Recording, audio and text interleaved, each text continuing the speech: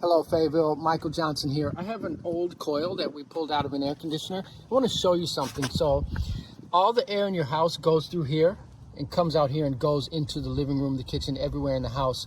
When it comes out here, it actually goes into your lungs and you're breathing it. Now this here, it's rusty, right? Just an old rusty coil, but let me show you something you often don't see. Take a look at that right there. That is bacterial growth. That's mildew. It's all kinds of nasty spores.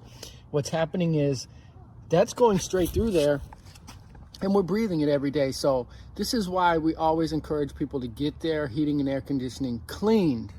A lot of times people will say, well, my unit is running fine. It's not just that it's running fine or not running fine, but those spores there, you want to keep those out of your lungs, right? It's really, really bad stuff.